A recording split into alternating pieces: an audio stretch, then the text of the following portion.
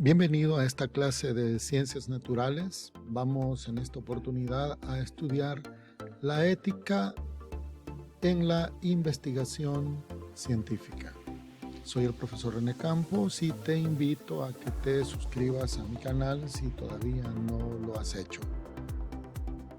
Vamos a comenzar analizando esta rama de la filosofía. El padre de la ética se considera que es Sócrates. Los antecedentes de la ética se remontan a la antigua Grecia. Sócrates es considerado el padre de la ética, ya que todo su pensamiento giró en torno a la noción del bien. Otro filósofo que dedicó buena parte de su tiempo al estudio de la ética fue Platón. Y lo que él pensó al respecto lo dejó escrito en una obra literaria llamada La República. También podemos decir que propiamente dicha la ética como rama filosófica, su fundador es Aristóteles, ya que la ética como disciplina nace en su obra Ética para Nicómaco, en donde el autor sistematiza por primera vez la relación entre la ética social e individual, las normas y los bienes, y la teoría y la práctica. Asimismo, clasifica las virtudes en intelectuales y morales. Pero seguramente te preguntarás, ¿qué es la ética? La ética es una disciplina, como ya lo dijimos, una disciplina filosófica que estudia el comportamiento humano y su relación con las nociones del bien y del mal, los preceptos morales, el deber ser, la felicidad y el bienestar común. La función de la ética como disciplina es analizar los preceptos morales y el deber y la virtud que guían el comportamiento humano hacia la libertad y la justicia. Analizamos entonces lo siguiente. Cuando vemos desde el punto de vista de la conducta, cuando estudiamos la ética, como ya dijimos, es una rama de la filosofía y a la vez tiene sus propias ramas. Comenzamos por la metaética, que la metaética es la parte de la ética que se dedica al análisis del origen de los principios éticos. Se trata pues de una disciplina que se centra en los valores morales, considerando si son absolutos o si son relativos, si tienen existencia independiente de las personas o no. Otra rama de la ética es la ética normativa, o también llamada ética deontológica. Esta establece principios para guiar los sistemas y normas y deberes en ámbitos de interés común. Por ejemplo, lo que nosotros conocemos como la regla de oro, aquella que nos dice que debemos de tratar a los demás como nos gustaría ser tratados. Cuando hablamos de la ética normativa, estamos entonces hablando de todo ese conjunto de reglas que nos hacen convivir en armonía y en paz a diario entre nosotros. También podemos mencionar la ética aplicada. La ética aplicada analiza la aplicación de las normas éticas y morales a situaciones concretas. Por ejemplo, la bioética, la ética ambiental, la ética comunicacional, y por qué no decirlo, lo que hoy nos ocupa, la ética en la investigación científica. Analicemos un poco entre lo que es la ética y la moral. La ética se relaciona muy estrechamente con la moral, pero es diferente. Mientras la moral nos dicta normas que nosotros adoptamos por tradición, la ética es una disciplina que reflexiona sobre cuáles acciones serían las correctas a pesar de las normas existentes. Por ello, en el lenguaje común, la ética también puede ser entendida como el sistema de valores que guía y orienta el comportamiento humano hacia el bien, hacia lo correcto, hacia lo justo. Analicemos entonces sobre esto y podemos decir que la ética es diferente de la moral, porque la moral defiende el cumplimiento de las normas que surgen de la costumbre. La ética defiende los principios que guían el comportamiento, aun cuando esos principios desafíen las normas tradicionales.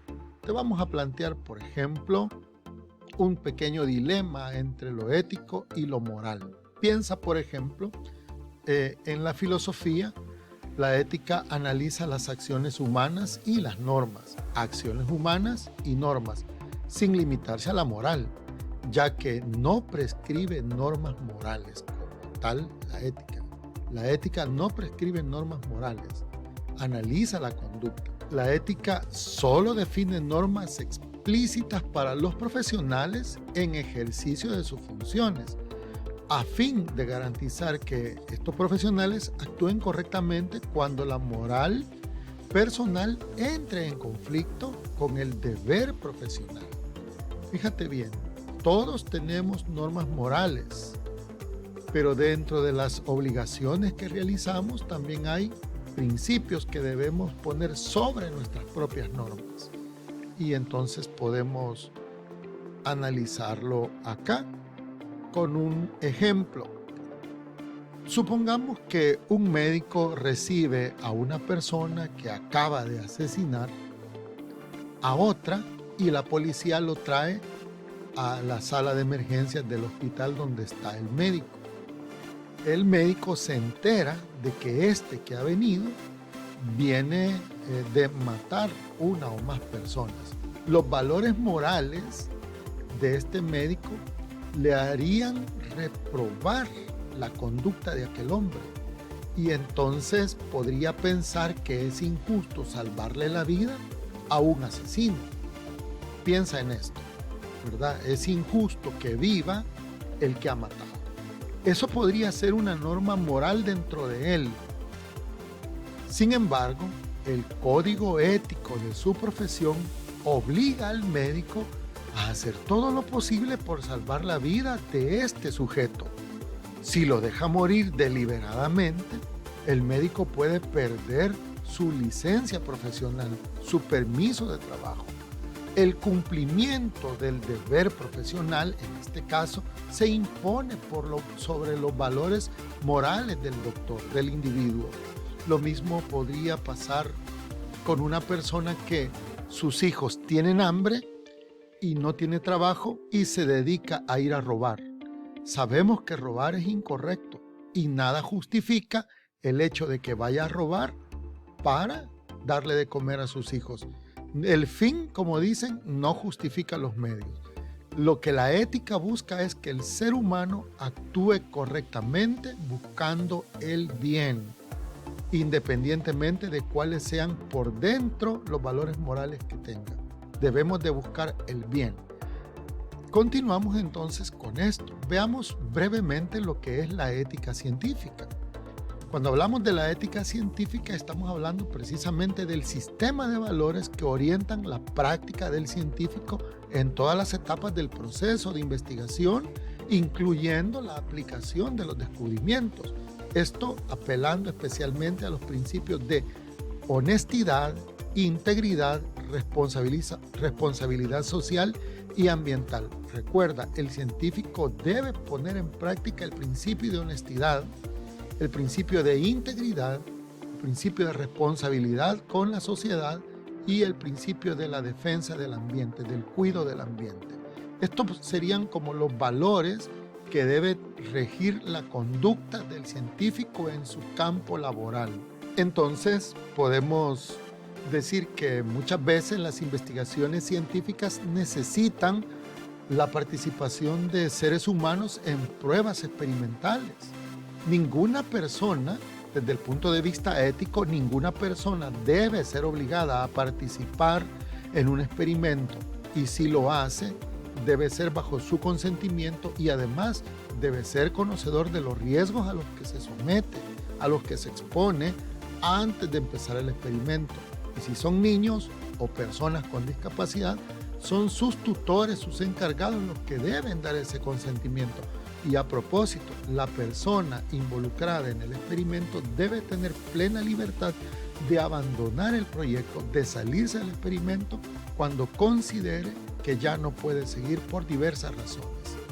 Así que allí vemos ya en acción la ética. Se necesitan seres humanos para experimentar, pero no podemos obligar a nadie a participar, no importa su condición, porque a veces se piensa, bueno, que agarren a los presos de un penal y los sometan a pruebas experimentales. No. Desde el punto de vista ético, a ninguna persona, bajo ninguna condición, se le debe obligar a ser parte de un experimento para que experimenten con su cuerpo un nuevo fármaco, una nueva vacuna, etc. La persona debe estar consciente de que está participando.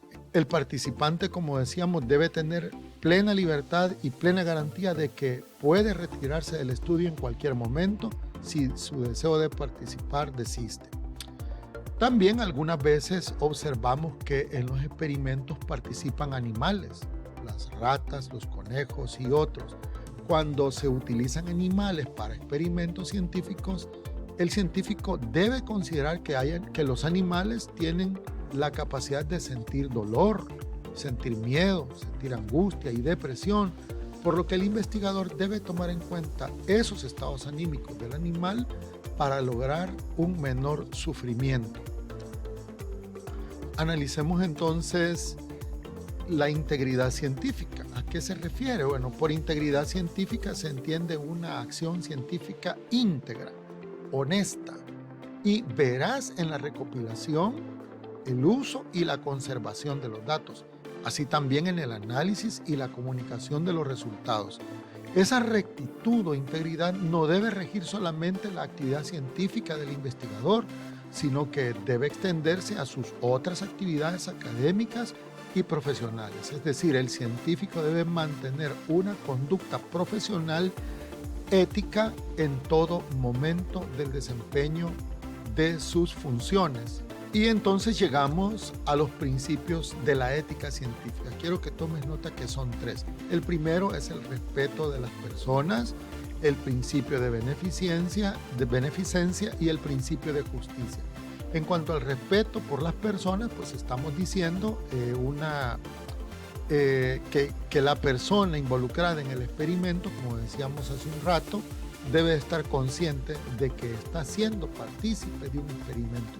Nadie debe ser obligado, ni nadie debe ser empujado, como decimos, a ser parte de un proyecto experimental, sino que debe dar su consentimiento.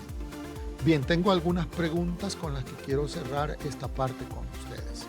La primera pregunta, que la pueden encontrar aquí mismo en este estudio, es ¿qué es la ética y cuál es su función? Puede retroceder para contestar. También, ¿cuál es la diferencia entre ética y moral? ¿Cuál es la diferencia entre la ética y la moral? ¿Y cuáles son las ramas de la ética? ¿Cuáles son los principios de la ética científica? ¿Y cuál es la importancia de que existan reglas éticas de trabajo para la investigación científica? Hemos llegado al final. Quiero desearte una feliz jornada. Hasta luego.